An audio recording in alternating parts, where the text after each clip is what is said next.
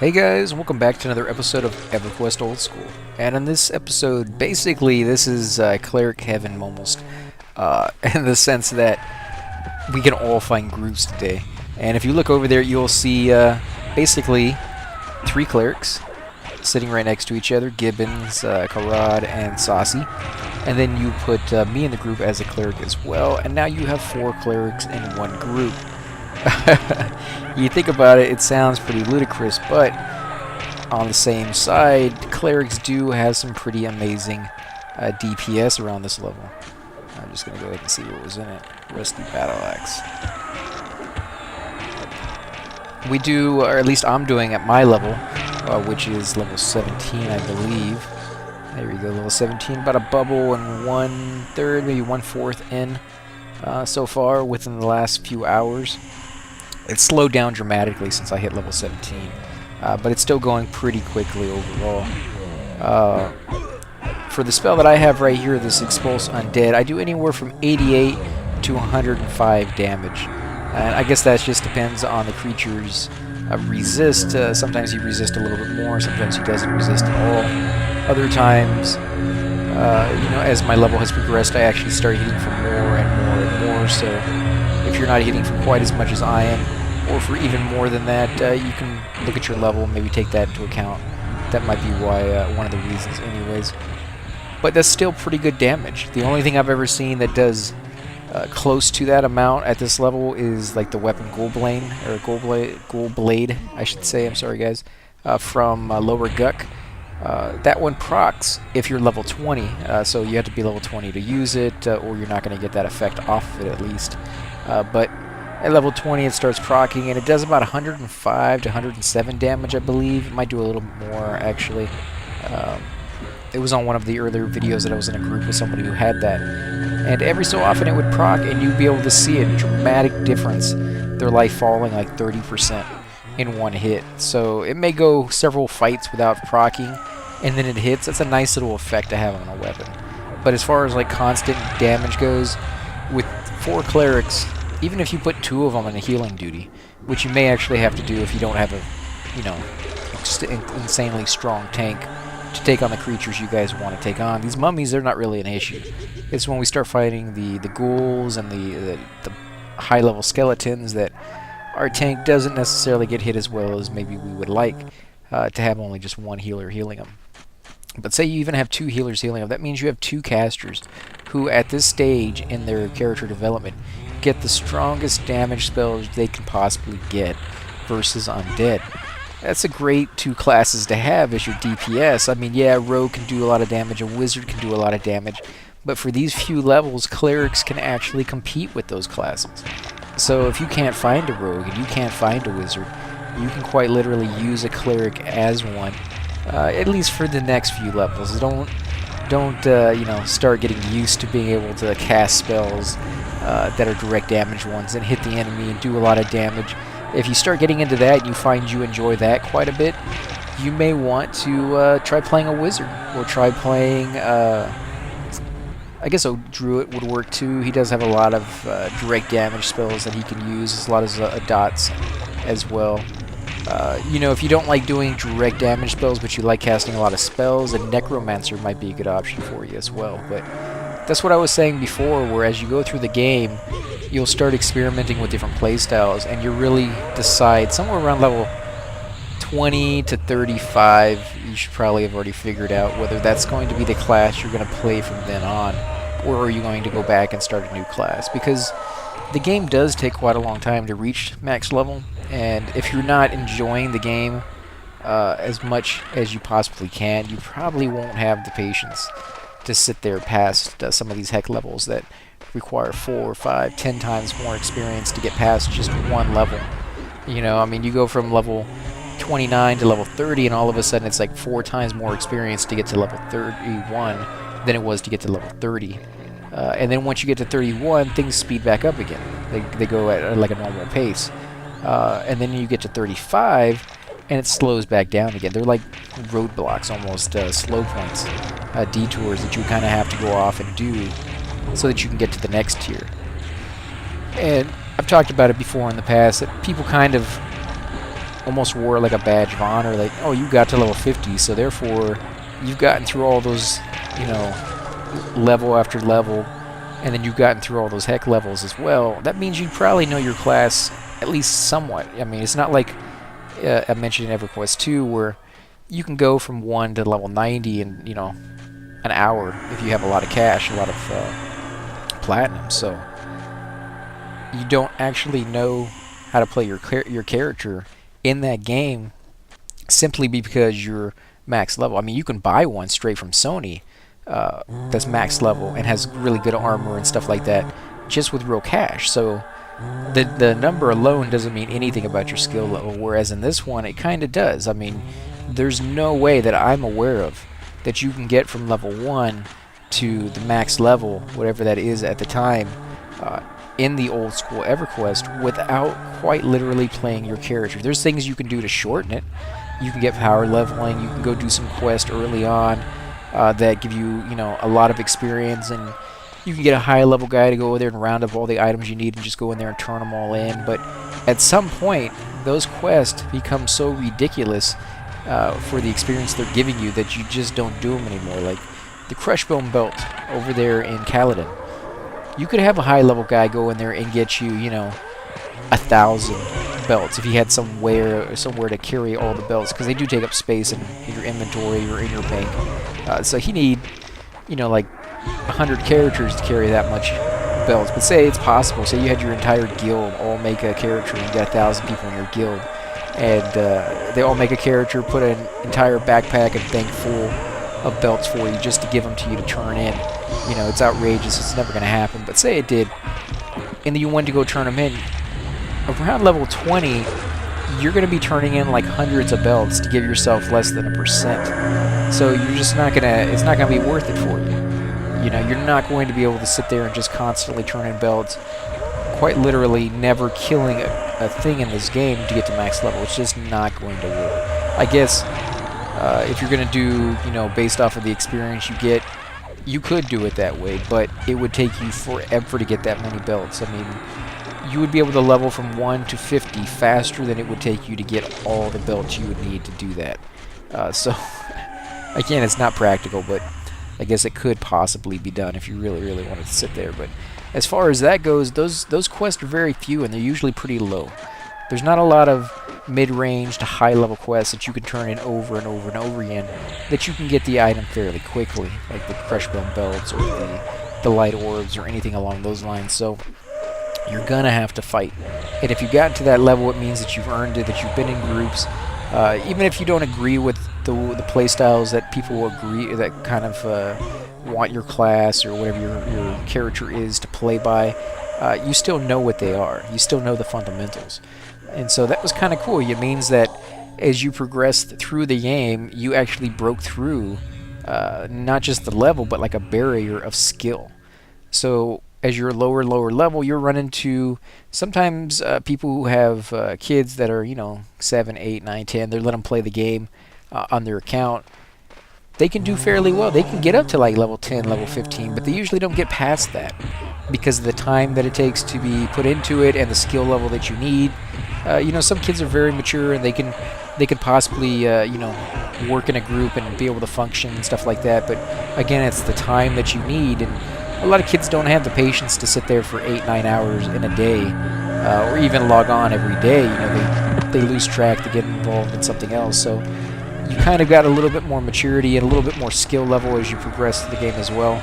And it was kind of cool. I mean, there's not a lot of games out there that have that progression, at least, of players. I mean, it's like a dwindling down of people who aren't completely and totally dedicated. So if you got to level 50, you knew the people there were just as dedicated as you, probably more, because people were sorry, there's a lot of thunder outside. There's a lot of people out there that were really, really dedicated to the game, and played a lot more than I did. I was lucky I was able to play as much as I did. I was going to high school, and then I had a job after work, or after school, that you know, kept me till about 2 a.m. Because I worked at the movie theater. And we'd have like late midnight showings sometimes. Not every week. It's not like it is now where there's a midnight showing every day of the week, but For over there, we had one like every. When I first started out at the movie theater, we actually didn't have any midnight showings. The only thing we had was the kiddie showings early in the morning, the matinees. Sometimes we'd open up at like 7 in the morning and have a private screening for like some elementary or some junior high or high school or something like that school that was taking their kids out for like a little treat. And they'd get the entire theater to themselves, and they get like little bags of popcorn all paid for and everything like that. So nobody got charged. Everybody got a drink and popcorn, and sometimes little bags of candy and stuff. And it was fun for the kids. I mean, they really enjoyed it, and it was a light day for us because that meant instead of opening up on time, most of the time we got a couple hours in between to clean up after all that, and the public just had to miss the first showing sometimes. So that was a little bit easier on our job. I mean, yeah, we had to show up earlier, but it was less work for the most part. But you know, that was real early on that we did those kind of things. And again, those weren't every morning either. And then it wasn't until about 3 years in my last year in high school that I was still working there that they started doing some of the midnight showings, and that was a pretty big deal. Like, they would only do that for a movie that teenagers were going to go see. Really, it wasn't like the big sci-fi movies, or it wasn't like Harry Potter when that came out. All the parents took their kids in to watch like this late movie, and I'm like, what, you crazy? The kid can't even stay awake to 12. You had to put him to bed at like 3 in the afternoon so he could actually make it through the whole movie, and then like mess up his whole time schedule for the whole week or something, you know. But they took him in anyways, and you know, I wasn't working there when Harry Potter was in the movies, but I remember going with my little brother because he really, really wanted to see it. You know, he was 15 or 16, so it wasn't like he had to stay up past his bedtime or anything, but saw a buttload of kids there, and I was just thinking the whole time, I was like, why are you bringing the kids here? I understand they're excited, but still, it's a midnight showing. But back to the whole point is, it was only really for a teenage movie. So I remember when like South Park came out, they did a midnight showing of that. Is there a named? I take my time. Random troll. Oh, great. Gating.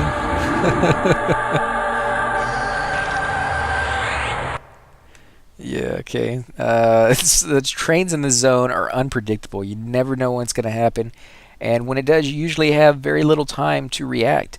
If they tell you to run, don't think about looking like a chicken or something like that. If somebody says run, just run. Trust me, because they're already calling it. They're saying to run. And if half the people decide to run and the other half don't, then those people die. And they either make the people who left look bad, or they look like idiots for not leaving earlier. And it's usually the latter. They usually look like idiots for not leaving earlier. Although, if you have a new tank that joins the group and, you know, he yells run and you guys have been there for a while, that's kind of iffy. You may want to make a judgment call on that one, because he may not realize that you guys can handle whatever it is that you guys can handle. So you may just be like, yeah, bring it back, we'll figure it out. If we all die, we die. Running over to the island, so I'll be right back. I'm going to wait till they all zone out, because some of them didn't gate. He's gone back. Okay, so it's safe now. But yeah, I mean, you really got to use your common sense when somebody new joins. You got to learn what kind of person they are. Again, as you get higher and higher level, you run into people you can kind of trust a little bit more. I hate to use the word trust, because in the original one, I haven't seen it in this one yet, but when the original was out, you had people on there that weren't trustworthy, that were trying to take you for everything you were worth. If they can get your platinum for some reason, they're going to do it. If they could train you, they could do it. You know, I mean, there's some pretty horrible people out there sometimes. I haven't run into any of those yet, so I'm thankful on that. But I'm sure they're going to be out there somewhere. I mean, they're on every game. It would be weird if they weren't. I'm not quite sure how to play on a game that doesn't have people like that. Is he dead? Oh, that sucks. Yeah, I think he was saying that he goes link dead every time he zones, so he's going to be back. And again, if you don't know the way in here, you can either go right or you can go left. Now, there usually is an enemy right over here in this room, and there's usually another enemy over here in this room. So if you have invisibility versus undead, I would suggest you put them on. If you don't have invisibility, you're going to have to kill those enemies or sneak by somehow. They will see you, though, so be cautious when coming into a room. Let's go ahead and loot this stuff up. Torn pages, a lot of those over here.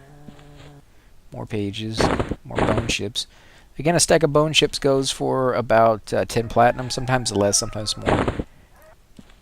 So, you know, you can pick them up and sell them over in East Common Lands. I usually will just pick them up, and then sometime down the road, because they don't take up that much space, they stack in 20s. Sometimes down the road, you'll run into a necromancer who's having a bad day, or just hasn't made it back to town in a while, and he's out of bone chips. And he asks somebody in the group, hey, you guys have any bone chips to spare? And there's a whole stack there that should last you for, you know, 4 or 5 days if used right, and not in, you know, a whole bunch of trains and things of that sort that would make you lose that pet. But, you know, I like to do that because it really, I've done it several times on my Shadow Knight, or not my Shadow Knight, my Necro already, where I just forget to go back to the bank and pick up more bone chips. I forget that I'm running low, and then I get into a group and I'm like, oh crap, right? I could have had plenty of time to run back. I just didn't even know I needed it. And so when other people get into those situations, I like to be like, yeah, I've been there. Here's some bone chips. It's not a big deal, you know, because it really sucks as a Necro. You really have to decide, do I stay in a group where I can't use my pet? Especially at lower levels. At higher levels, it's not that big of a deal. And in fact, sometimes groups will tell you to get rid of your pet because it steals experience, and it may cause trains with the bad pathing that might be in the area. So sometimes you go in there without your pet anyways. But at lower levels, especially like over where I'm at, Eastern Commons, killing orcs, having your pet there is sometimes the only tank you have. I mean, you don't always get to pick the classes you want in your group, and if you log on late at night and there's not a lot of people, you just get the classes you can get that add to the fight. And there's several times over there you run into a lot of clerics, or in my experience, I find a lot of Shadow Knights come from those Dark Elf race as well, so you run into quite a lot of Shadow Knights. And the combination really isn't the greatest because, yeah, Shadow Knights can tank, but who's going to heal them if you don't have any clerics with you? And you don't always. So as a Shadow Knight, you can actually give your own life to other players, and then use your life siphon spell on the enemy to give your life back to you. So really all it's using is your power. I mean, it's taking your power to give the life to your friend, and then it's taking power to give the life from your enemy to you. So you're going through your power twice as fast as, say, a cleric would, but it's still better than nothing if that's all you have. But yeah, you kind of have to make do with what you got sometimes, and a lot of the other classes, handling Res Gib, I don't think he is. Is he high enough level to cast one? I thought it was 29. He's still LB then, probably, if he hasn't replied. 36 Cleric in zone. Well, he'll have one. He may even have the second one. I thought it's 29. I thought it was 39 as well, but maybe not.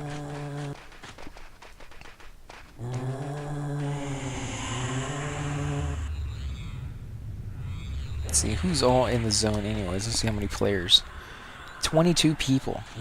And you'll see 17 Cleric, that's me, 12 Mage, 11 Rogue, Anonymous, 18 Shaman, another Anonymous, 23 Cleric, 29 Paladin, another Anonymous, 16 Mage, 27 Rogue, Anonymous, 21 Cleric, 15 Warrior, 19 Shaman, 26 Mage, 15 Cleric, let's see, 25 Bard, 18 Shaman, 36 Cleric, 16 Cleric.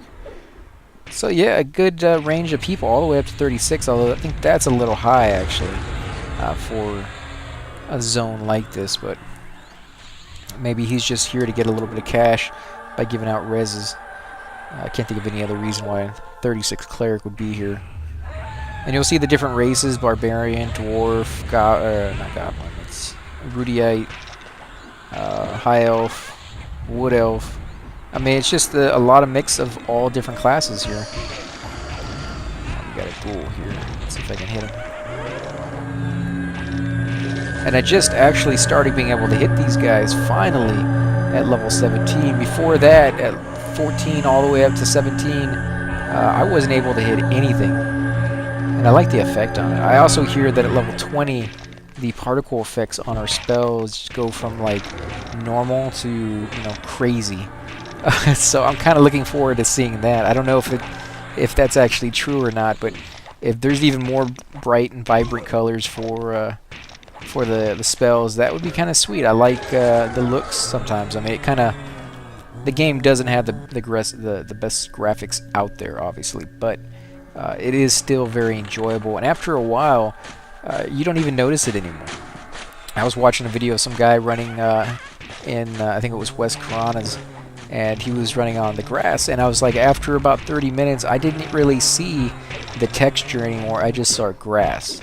And it's kind of weird how your mind will replace it with what it knows it's supposed to be, or what it's kind of trying to look like, and you forget that, yeah, it's still blocky and stuff like that. You don't see that anymore. What you see is the wall and the pillars and the chains coming down, and the spikes over there. And then you can even start to admire, like, there's blood on the spikes, or there's a human arm hanging out of the chains, which is morbid, but they actually do that in places. Or they have a high elf arm or a dark elf arm or something like that, and it's weird, but it's cool that they took the time to put that in there. And so I'm always constantly amazed at new little things that I kind of noticed that I never noticed before. Getting him a res when he's back in game. Let's see, how much experience have I made since I've been here? Not too bad. I mean, I was at probably, what, 1/4 when we started the video. I mean, that's not the greatest amount of experience, but then we did have a death and a train, obviously, so we are going a little slower than we normally would be. Oh. Let's first select a target.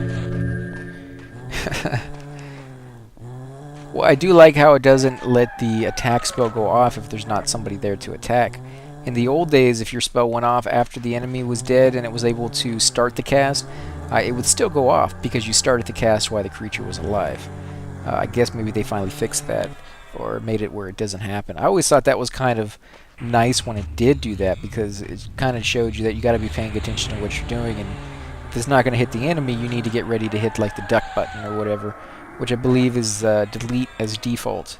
It used to be the D key, but let's mess with the wrong cleric route today, goal. Well, since we're doing, what was it, how much damage each hit? Go back. I go too far? I think I went too far.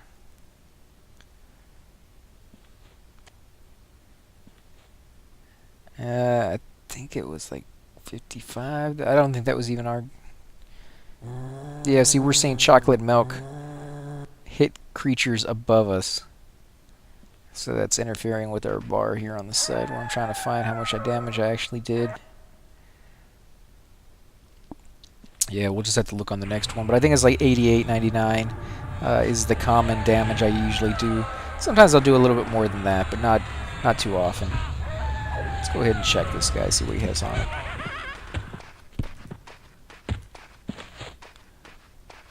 A rusty morning star.